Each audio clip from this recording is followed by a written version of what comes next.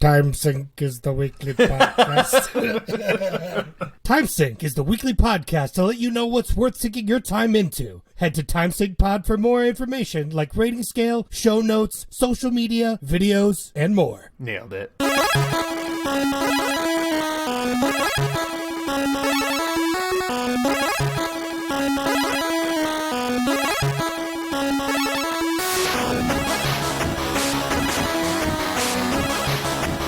Welcome to Time Sync, the weekly podcast where we ask if it's worth your time from TV, movies, video games, and more.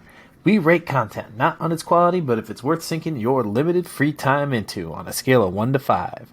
5, put it at the top of your list.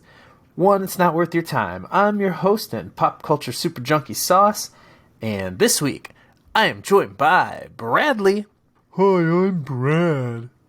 We got a great episode for you guys this week. This week, we're going to talk about The Witcher, Nightmare of the Wolf, 12 minutes, and, of course, updates on What If and the Spider-Man Far From Home trailer. So stick around. We got a great episode for you guys this week. So, oh my God, Brad, did you see the trailer for Spider-Man Far From Home? Look at this. I did not only see the trailer, I saw the leak trailer and the leaked version of the trailer. Ooh. A guy who was watching the TikTok video, recording the TikTok video of him watching the TikTok video. So how he reacted to it, and how there was a video watching the video that was on TikTok of the guy who already got fired from Disney for leaking the video. And then I, of course, saw the actual video that got released later. As did I. I had to go on that journey. My favorite thing was, like, as the first notification got sent to me that it happened, I was like, I'm not going to watch this, as I'm already clicking it open to watch it. And the whole time I'm watching it, I'm like, no, I'm not even going to watch this. And I'm still watching it, but I'm like, nah, I'm not going to watch this. I can wait a little while longer until they actually release the trailer, as I'm already watching it the second time. I don't even need to watch this third time. I don't even understand why people want to watch this 8th time. That's pretty much how it went down. Yeah, 100%. And the worst part is, like, oh my God, like, is that what I think? Like, you're trying to, like, scrutinize every little detail of the video on the phone that's already scrambled, trying to figure it out. Yeah. But thank God we finally got the full release of the trailer. I mean, they definitely had to with the leak. I think they kind of got forced into doing that. Rest in peace, whatever their name was. Whatever VFX artist that got fired for that job. Just completely blacklisted from the industry now for doing that, probably. You know, they're the real hero. I mean, they've been pushing the idea that trailer is going to release for the last, 2 months at least. It had to have happened soon anyway. Let's talk about the trailer and the implications. I think the trailer was, 90% fake. I think it was so much false going on in there. So many misleads is the word I've been looking for. The entire time I chose the word false because I couldn't think of the word mislead. I think there was so many that it's going to be crazy. Like what? What do you think was misled? I mean, Doctor Strange just doing that for him? Just so he could, unless it's going to be like the whole It's a Wonderful Life, oh, this is what your life could be like if you didn't do this. Wouldn't you be so disappointed by the movie as a whole if it was a fucking dream sequence? Oh, it's a wonderful life. This is what the Christmas past would look like if you weren't Spider-Man. Wouldn't you be disappointed by that entire movie? Yes, but I also don't think that's what the case is. I don't think they're going to go that way either, but that's the only way that I feel like Doctor Strange would do what they're saying he's going to do. Maybe early Doctor Strange would do what they're saying he's going to do, but the Doctor Strange we got after Endgame Infinity War do that? I don't see it. It's not in character. My interpretation is that it's like the Sanctum Sanctorum's frozen, right? Or it's covered in ice. No, there's still a hole in the roof. You can see it. I think what had happened is Strange is so overconfident and cocky that it's the reason it's frozen is because he was casting a spell and made some sort of mistake, and it's just like foreshadowing for he's trying to cast a spell. Like Wong specifically tells him not to do it, but he's so like overconfident with his own skill. Like, well, it's fine, I'll take care of it. And him and Peter fuck it up. He wants to fix it in one way, and Peter wants to fix it in another way, and that's why they're fighting. I get that, but I just don't see that for his character with where he is. Maybe if it was like pre-Infinity War Doctor Strange, but by the time we see him at Doctor Strange, I don't feel like that's, what we see him, what he is character-wise and how far he's come from what we see him in the first Doctor Strange movie. I just don't see that's in his character. There was another thing that a Redditor pointed out where there was the frame of the image where there's the woman who is in the backseat of the car and he's talking to, and he looks away at something, and that it is like very poor Photoshop of who that lady is. So they were very much trying to cover up who was actually in the car in that moment. So like that was pointed out by a Redditor, and I was like, oh yeah, that it definitely looks very poor Photoshop like that. I just think that that's where we are now. Like early teaser trailers, either like what they show us has to be in the first 15 minutes of the movie, like they did with the early Endgame trailers, or you have to misdirect us like crazy, or you give away so much. I was totally okay going in, not seeing any of it, just like going off the rumors completely. But I'm so glad they like straight up confirmed, like, here's Alfred Molina back as Doc Ock, and you hear Willem Dafoe and see his pumpkin bomb. And, if you go and watch any of the YouTube breakdowns, you can see the Lizard, probably Electro, possibly Sandman. I don't know who else they would need because they already got Vulture. That's 6 right there. Like, they could do a Marvel Sinister 6 and make it a multiversal Sinister 6 and be so cool. It's going to be so awesome. Definitely, it's all set up there for that, and it definitely feels like they're going that direction from everything they've showed us. But I'm ready for the Mr. X and the early information. They're going to push that on us as we lead up to the movie, so we're kept guessing, definitely. So I think that the trailer we saw was so led with Mr. X. You think of the footage from an Endgame that was in trailers that didn't make movie cuts and things like that. I expect that now these days. And even with like other leaks that happened, I've read the entire plot of Shang-Chi and the day after they released from the premiere. I told myself I wasn't gonna as I was reading them. I was like, I'll make this the first time that I don't read all the leaks and spoilers from the day after the release happens. Oh, here I am finished with both teasers at the end of the movie. How is it? It sounds pretty good. I think I'm not gonna say anything because I don't want to ruin it for other people. I like to equate it to the idea. Don't say anything. I just want to know if it was good or not. I like to equate it to the idea of like, you watch the same TV shows over and over again because of some sort of anxiety relief. That's why I can't resist spoilers on Marvel movies and things. Because like, even the journey will be enough for me. Watching it play out on screen I just like to know. I don't like surprises. I'm not a surprise guy. Like, don't throw me a surprise party. I don't want that. I actually had a friend who he got his doctorate of psychology, and like while he was studying psychology, like came across the fact that, and told like my group of friends that it's actually factually, objectively, something's more enjoyable if you know the spoiler or the twist ending. Yeah. So one of my other friends took it upon themselves to spoil every single thing that they possibly could, and he's the worst, and he always fucking does this. Well, that's his satisfaction, is giving that spoiler to you. It's like a bullying. It's like the people that are satisfied by bullying. It's got to be a very similar chemical reaction in the brain. I like to know what's going to happen. Someone else might like to project that they know what's going to happen onto you. Yeah, I know. And someone else might enjoy dipping your hand in warm water while you sleep. I don't know. Everyone gets their kick somehow. I don't kink shame. So yeah, I don't want to spend the whole episode talking about this. I think we're both super hyped for the movie. I'm for sure a 5 it's out of 5 hype. Yeah, it's already a 5. Yeah. Shut up. Yeah, go ahead. It's we're gonna all 5. Like in we theater. Know. It's not even coming to Disney premiere. It's straight on theater only. Find a way to dilate time so you're already at the premiere of the movie. That makes it a 27 out of 5.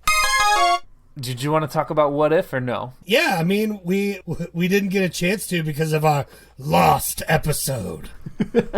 Oh yeah, in case you haven't noticed, with the Mostly Weekly podcast, this most recent episode is lost to the winds of the Ethernet. It may or may not be somewhere that I could finish it and put it out. But you mean lost? It still exists. It's just that like it's not really out there. It was on Oceanic Flight 815. It's only sort of out there. There's an alternate universe. What if we lived in the universe where we released that episode? What if?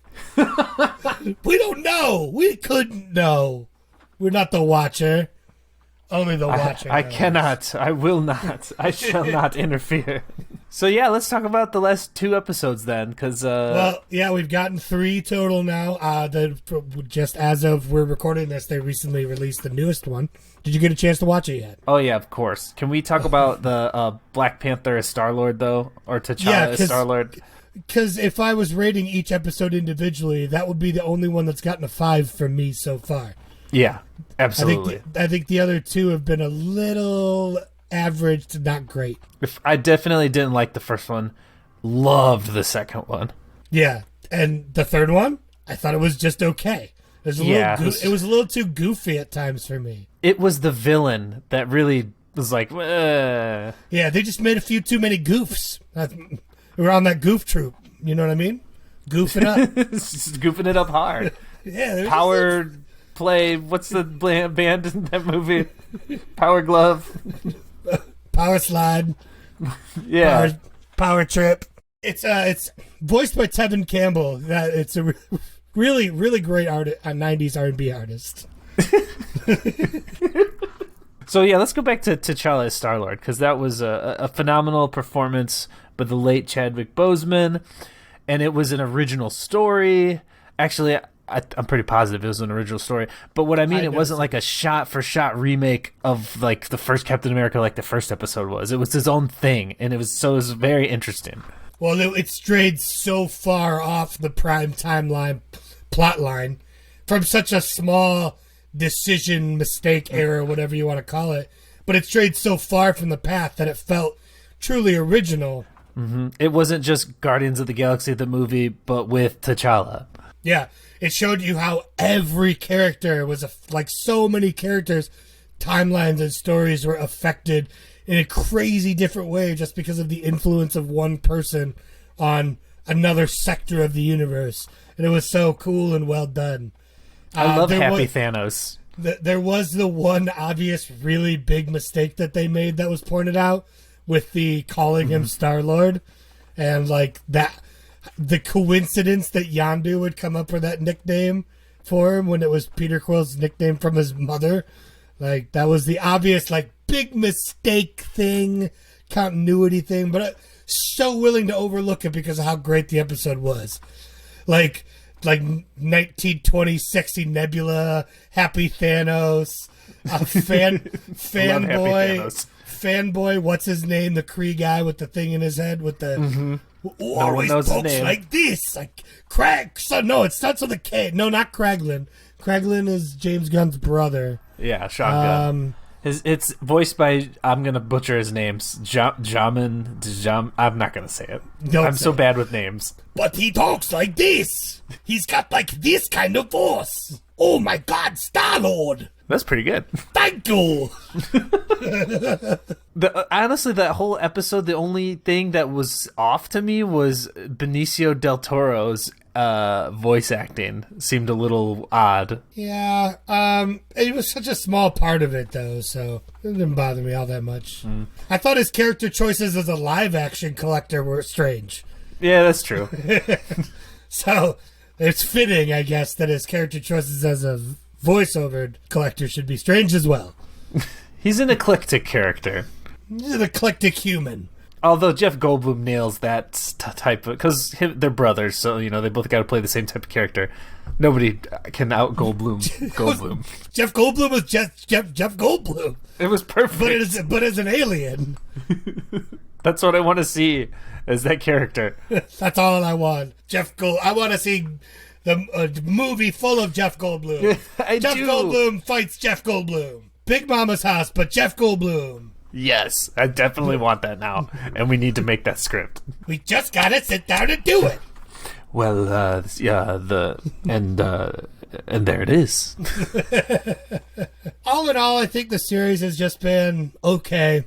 I'm still excited for some of the ones coming up. I think they're saving all the bangers for the last couple episodes. I mean, how many are they doing total? Is it 10? I believe so. I keep trying to find like an official list, and every time I look it up, it's different. Like It's like, what if the list was official? Damn it. It's like they don't want the episode titles leaked, but I think they are, so I don't know. But the ones that I've seen that I think are accurate sound really cool.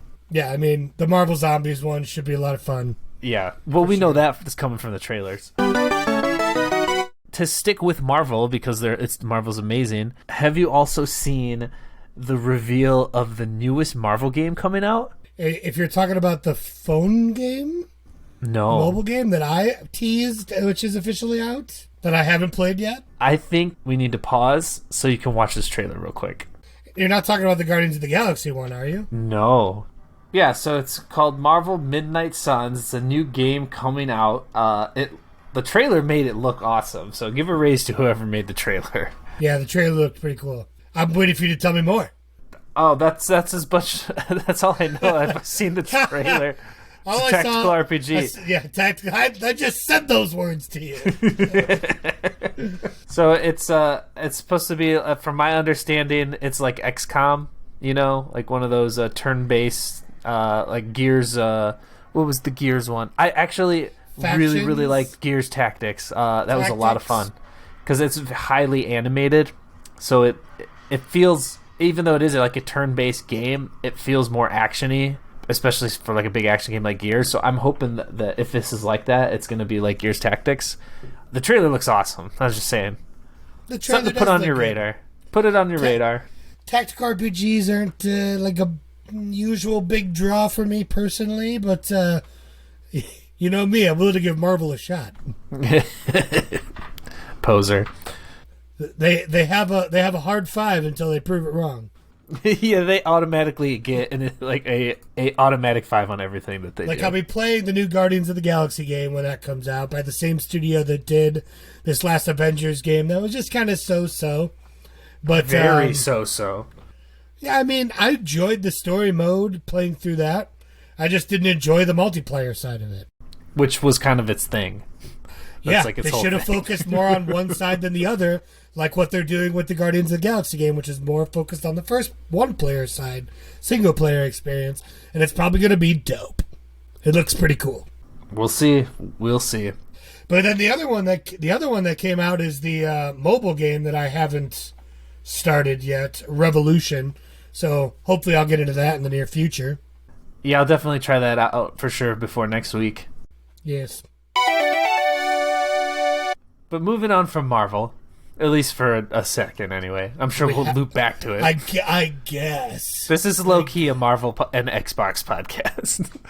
But Bradley, my sweet Brad. Sweet Bradley, will you be my sweet Bradley for a time? What? I don't know why you stopped. You gotta leave him wanting more. What did you want to tell us about this week? What did you want to review this week, Brad? So, I watched something pretty cool, man. Like, Netflix, you know, they own the rights to the Witcher universe, and it's what's been going on with that. They put out that great show. It was is it a full year now? Is it 2 years now ago? But it was pre-COVID. Was it pre-COVID? God, the world is such a different place. But they put out that series with Henry Cavill. We're on the doorstep of season 2. I believe that drops this fall. But to get us ready for that, Netflix put out a brand new animated movie called The Witcher. Was it Nightmare of the Wolf? Is that why I have written down? Nightmare of the Wolf, which introduces you to an integral character into the Witcher universe. Oh. One that will be a big part of season 2, and that is the character Vesemir. Now, Sauce, I know you've played at least The Witcher 3, correct? I have, but I've probably made it like a third of the way through that game. I also have played The Witcher 3, and I've finished it all but the DLCs. And I've played maybe 3.5 hours of The Witcher 2. And I've watched a video game movie version of The Witchers 1 and 2. So that is my extent of knowledge of the Witcher universe, along with the TV show recently. I've never read the books, so I don't know any sort of continuity things that are going on there. What I can tell you is, man, this studio that I believe is probably from South Korea put out an awesome animated feature in the Witcher universe, detailing the rising of the character of Vesemir, who is pretty much Geralt's teacher and kind of his elder, and it kind of shows you what happened when the Witchers basically almost pretty much got destroyed in the sacking of Kaer Morhen, which is their facility, castle, whatever you want to call it. And it's kind of the story of how he came up as a Witcher. You even do see young Geralt, what happened to him during the sacking of Kaer Morhen. Brutal anime, man. Like, brutal. Things getting limbs ripped off, exploded. Action sequences were crazy high-paced, acrobatic, fluid animations. Really exciting to watch. High-level magic, swordplay, arrows, all sorts of things you want to see out of this might and magic type universe.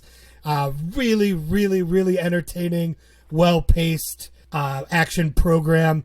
Take you about an hour and a half, maybe an hour 40 to get through it. I think that if you are a fan of the Witcher universe, at least to the point of where maybe like you might be, I think if you're there where I am, this is on a must-watch scale. But for the average person, I can only really give this a 2 or 3 as far as what it is, because I think it's very niche in its interests.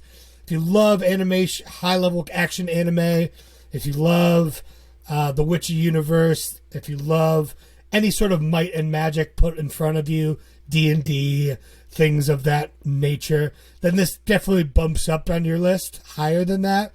But I think for your casual, what am I going to watch type person, it's only in that 2 to 3. Maybe it's something that grabs you and you have an hour and you want to watch something that's animated and a little gory and high action paced.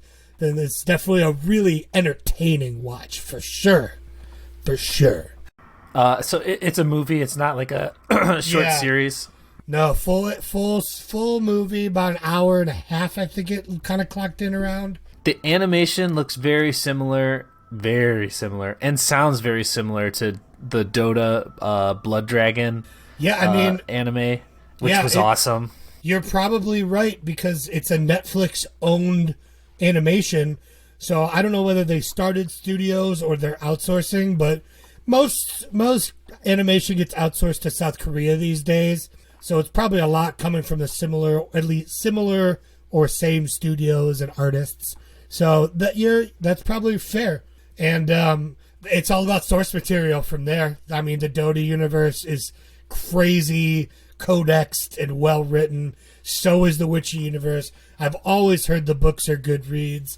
And there's a lot of really cool stuff that happens. I think if you were a bigger fan of like the universe, you might have some problems with some character choices and things they made. But again, a lot of that stuff's beyond me because I've never read the books. So I want to read the books, but I just lean more towards sci-fi. So I'm like deep into the Warhammer universe right now. And I totally get that. I want to read the books, but like I also like don't like to read books very much. You know, I'm that way too. I just don't have time or I'll fall asleep, so I've been listening to audiobooks. But to my chagrin, the series I'm reading is 16 books so far and going, but I've listened to the first 6 audiobooks, and I just realized they only just started turning them into audiobooks.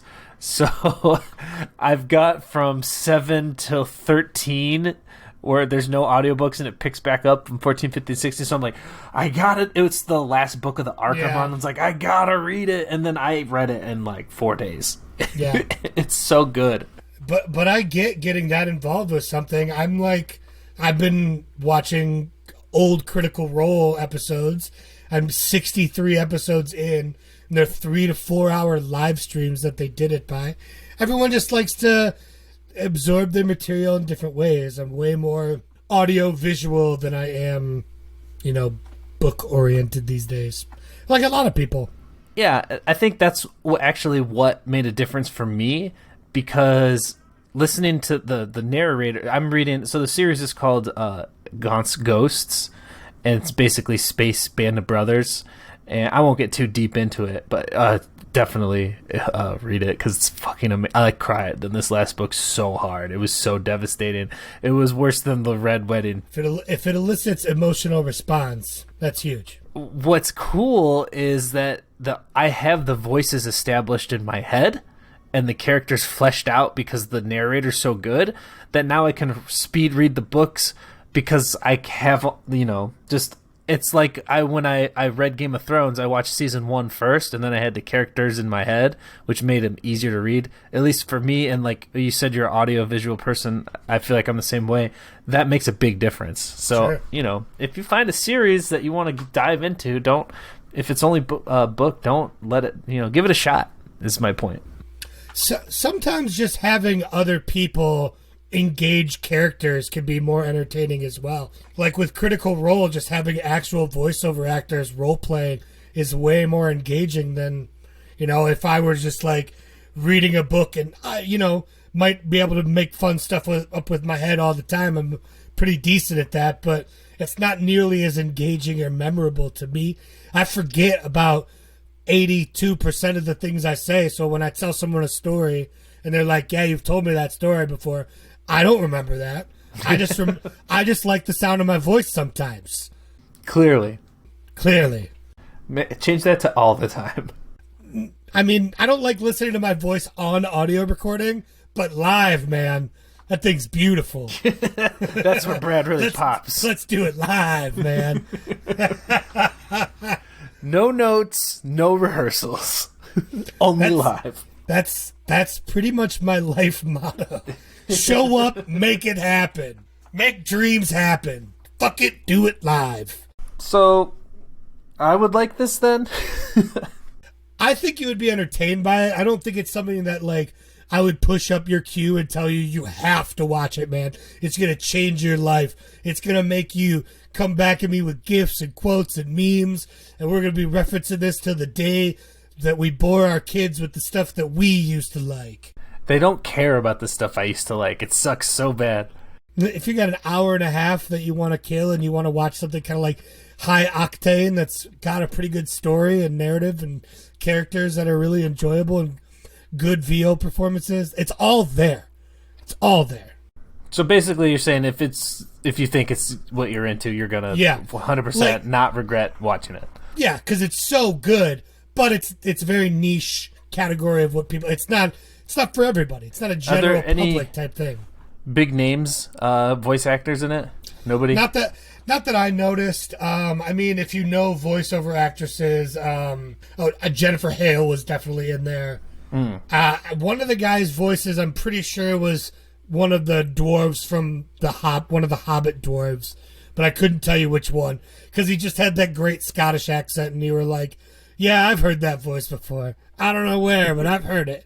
But no other names that I recognized. Is it the one that says, I can't remember what he says exactly. Something like, and we'll knock him right up Johnson Street, or whatever he says. I don't think it's that one. That's the best part. It's the only funny part. Okay, yeah. So, like, my wife loves The Witcher show. Mainly, I think, because of Henry Cavill. Yeah, it's definitely not for the average show watcher either. I mean, if you're really into the lore and the story, it's going to set up a big character for you for the next season. So you might be into that. But other than that... Did they announce who's playing Vesemir next season? I can look... If you want to edit this out, I can look it up. That's why my middle name's I'll edit this later. I think I read talks about Mark Hamill, but that was a long time ago. I'm pretty sure that was a really early... I don't see Mark Hamill doing a lot of action now. Yeah, I don't think they've actually announced who it is. But I know one of the actors from Game of Thrones is in the series this season too. The guy who played the northern guy who sucked on the giant's teat. That guy. Oh, Tormund Giantsbane? Yeah, he's supposed to be in the second season, I'm pretty sure. Oh, great. I love him. One of the few rare good things of the last season. But, yeah, so you're not really selling me on it, but based on everything you said, it does sound like something I would enjoy. What you did sell me on, though, and I watched all of, was Schmigadoon, and that was fantastic. I enjoyed that really so good. much. Really that is funny. also very niche. I couldn't get my wife to watch it. Yeah, I said that too. That's why I said it's like as much a love letter to musical theater as it is like a parody of musical theater. But you have to be able to at least stand it. Like if you are one of those people that like the second singing starts, you change the channel or whatever, then there's no way you're watching it. There's no way. Sure. But I loved it. I got heavily emotionally invested by the end, I'll say. I actually haven't watched it a few episodes because I think most of the stuff I've come across on Apple TV is so much better to binge than it is to like watch weekly. So I try to save up some episodes. Like I'm behind on Ted Lasso too. Oh, well, it's done. Well, then I'll sit down and watch it at some point, I guess. And it's great. And it's done, too. Like, they wrap it up. But I read the director said that they have planned, like, they could do a season 2 if they wanted to, but the story for sure is done with season 1. Well, then they could find new actors for season 2. There you Do go. you know how many Broadway actors deserve to be in small projects like this? Or big projects? There's so many good actors that are very Broadway focused. Great, another great recommendation from Brad. Although that one's probably, I don't know, Homer would probably love it. He loves musicals. More people like musicals than you think, but people who don't like musicals don't like musicals.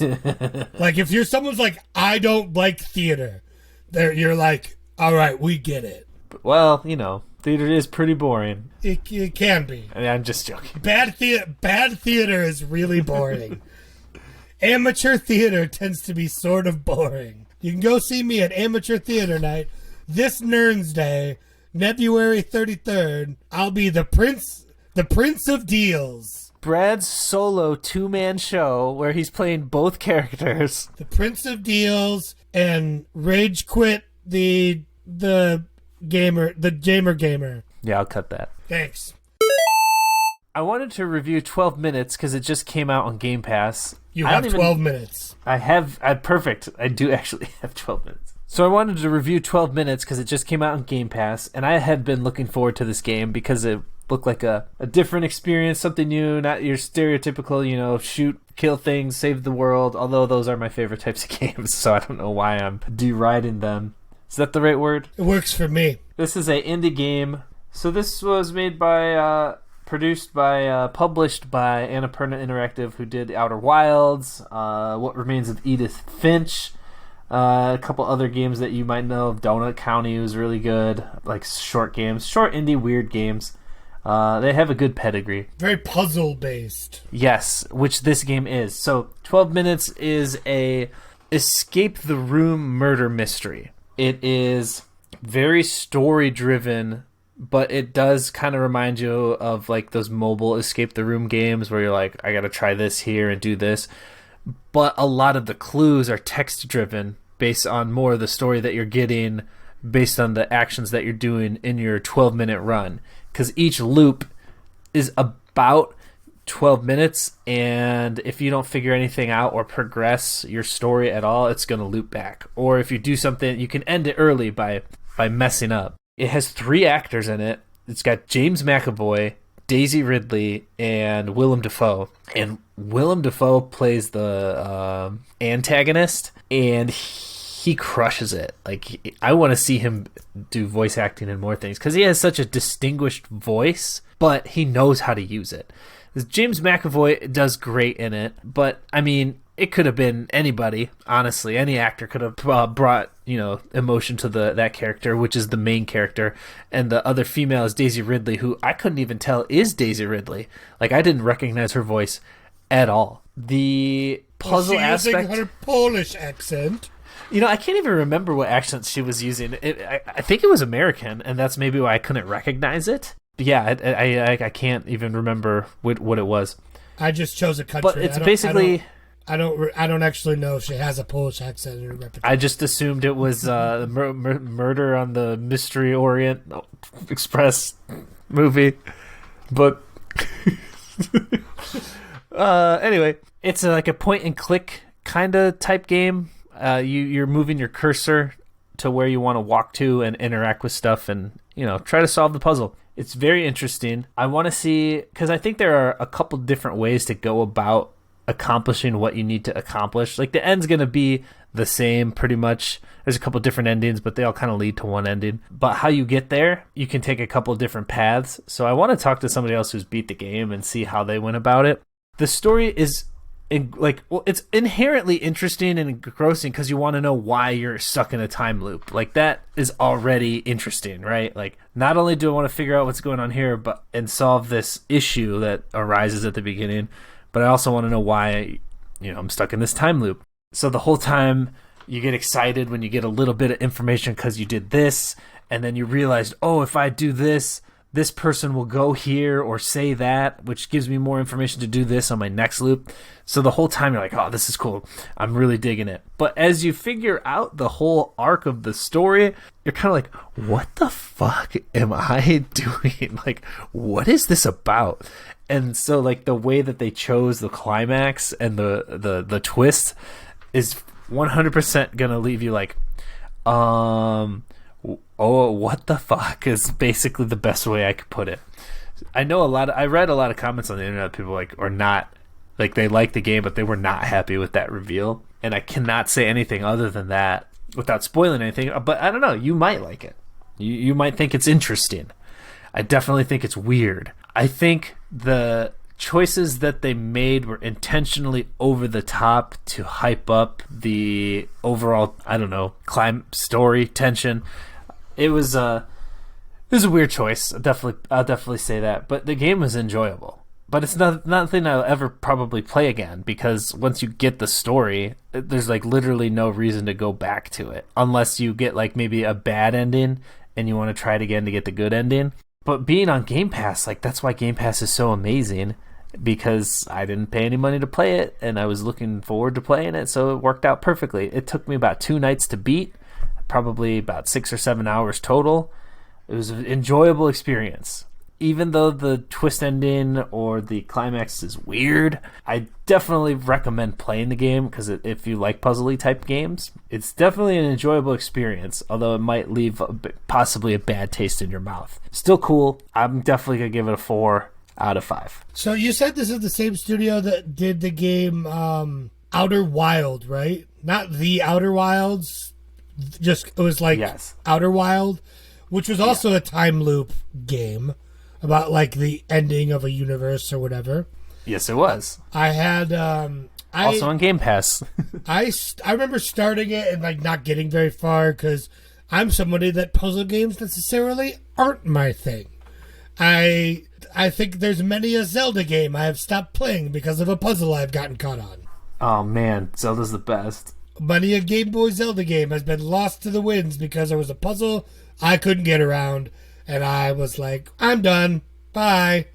When the going gets tough, give up. That's the Andy Bernard way. Oh, Mr. Bernard, who have you silenced today? Oh, we Bernards. We're out there. I was interested in the game, too. A lot of early concept stuff we saw from the early trailers, the voice cast. But knowing that, like, I have it downloaded on Game Pass, I might try it out. I read that the average person plays at about 12 hours total. So it sounds like you got it done a little quicker than that. Oh, I was proud of myself because I was tempted a couple times to look up, like, what the fuck do I do now? But I was like, no, I'm going to do it by myself. I'm going to do it. My brain has this power to solve problems, and I'll problem solve away. Well, I was enjoying it so much I didn't want to stop. Like, that's great. That's why it took me 2 days. Yeah, that's why it deserves the 4 that you're giving it. I definitely, like I said, have it downloaded, ready to check out. When the urge hits me, I will probably try to play it. I would be lying if I said that watching this Witcher animated movie hasn't made me really want to replay The Witcher 3, though, which is like 120 hours of gameplay. Yeah, that's like a tough decision if I do that. Plus, I've never played the DLCs, so I could try to do those, and that's even more hours. That's like critically acclaimed like DLC. That's like the best DLC that in any video game, like almost as good or better than the base game. God, stop trying to convince me to play The Witcher 3 again. All right, I'll do it. Just play Skyrim again. But yeah, I was definitely excited for the game, so I definitely have it in my queue to check out. If you're giving it a 4, I think you like puzzle games a little bit more than me, but it's definitely one I'm going to consider hopping on in the near future. I think I do love puzzle games. I very much enjoy puzzle games. I like them more as like a leisurely, relaxing kind of thing. Like have you ever heard of Picross or Picross? Yeah, and I get that. That's why I play games like MLB The Show, because it's just like hit the ball, trade some players, hit the ball, pitch the ball, but hit a home run and it's like, ah! So I get it. I think that's why I like puzzle games, because I don't have sports. Because I don't care about sports at all. Puzzles are my sports. That's what it is. You either love puzzles or you love sports. Black and white. There's no other things to love. You can't have both. And you gotta give. Just give. Did you give? Did you give? I like that I'm seeing more people reference Tim Robinson lately in things, because I want the show to continue being amazing for a long time. Yeah, I joined a group on Facebook called Mud Pie Posting, and it's great. So it's just nothing but I think you should leave memes. Nice. So with both of those things covered, I did have like a quick hitter to kind of another like on the radar type thing. I don't know if you saw, but a couple things have hit the pre-download market for Game Pass. One being Halo Infinite, if you didn't see that. You can pre-download Halo Infinite with your Game Pass right now. December 12th. But the other one that I saw was one that I wanted to make sure you caught your eye, Sauce, because I think it's something that we are going to be able to play together. Oh, like how you say we're always going to play these games together and never do? Yeah, I'm too busy playing baseball. And now The Witcher 3. Oh, my bad. But so you got to check out Aragami 2. I've never heard of Aragami 1, but Aragami 2 recently hit Game Pass's pre-download market. It is a third-person assassination game. So like Assassin's Creed, like crazy assassins, like ninja assassins, but there'll be PvE multiplayer modes basically, where you have 3 people and you have to infiltrate and assassinate, it looks like. I've only seen a couple of early videos, and I did hit the pre-download button real quick after I watched the first one, but it'll be single player and multiplayer. It's just about carrying out tasks and quests as like these dope assassins with level trees and RPG style level ups and stuff. It looks like real Assassin's Creed plus Destiny is what I'm getting here. Maybe. I don't know how the story is going to work or anything like that, but man, it sounds cool. So that's got to be on your radar, folks, because I think that's going to be a fun one. And then the Avatar tabletop RPG has hit over 7 million on its Kickstarter. Damn. Yeah, the highest grossing tabletop RPG on Kickstarter ever. Over 7 million. They're trying to figure out what they're going to do for their further stretch goals because they didn't expect to make it this far. Damn. But the stretch goal stuff has been awesome. I have a big pre-order in, so I cannot wait to get all that stuff. There's still like another week or so in this first run of it, so if you were thinking about getting in, get in now while the getting is good. You got anything to put on anyone's radar? Just that Marvel Suns. That looks cool. Hopefully we're both going to get to that mobile RPG to talk about in the next week or so. Yeah, I'm definitely going to check that out. I'm definitely playing Splitgate right now because, mainly I play Overwatch because it's just my comfort food favorite game. But, and we've talked about Splitgate before, but now that it's on console, it's a lot of fun. For sure. If you got Game Pass, check out Splitgate too. Oh, Game Pass. Game Pass is the best. You are so beautiful to Jamers. Microsoft, please sponsor us and give us the new Halo Infinite Xbox Series X and the controllers, and then we'll just shell for you Game Pass because it's an amazing product. I can't say enough good things about it. I can say something bad about it. xCloud is not where it needs to be. Don't you dare! They'll never come back. We have to go back, Jack. We have to go back. Don't tell me what I can't do. We're showing our age with these lost quotes. Is that what? But xCloud, being able to play Xbox on your iPad or your work computer or basically Google Stadia is not where it needs to be. First-person shooters are impossible to play because of the lag. It basically all depends on how close you are to the server that you're pinging to, and it's a hot mess. Like, you can play slow games, turn-based games that don't require twitchy, quick button presses, but most games do, and I'm still, like, I would invest in it. Like, I think it's going to be the future. It's not where it needs to be yet, but I'm very excited for when it is, because you won't even need your Xbox. You just play video games at work all day instead of reading Warhammer. Look, Ned in product development says it's on track. You just gotta fly Tony down from Indiana to really get this thing popping. It's right in his Q zone. It'll get there. Don't ask. All right, folks, I think that's all we got time for you guys this week. If you enjoyed this week's episode, go ahead and leave a review in the app you're listening to below. You can check us out on timesyncpod.com. Come talk with us. Come get hyped for Brad's Avatar RPG game he's about to host. Stop you putting loyal that out in the fans. universe. And we'll see you guys. See you guys next week.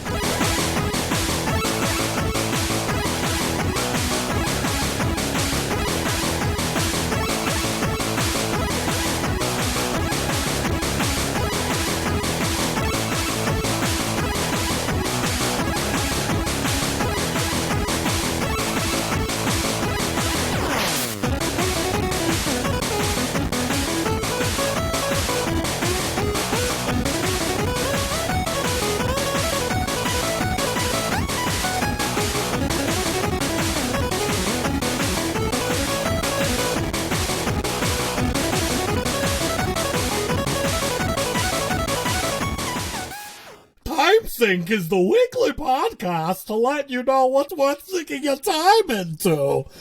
Is that good? Is that you like? Did you like that? You like that? All right.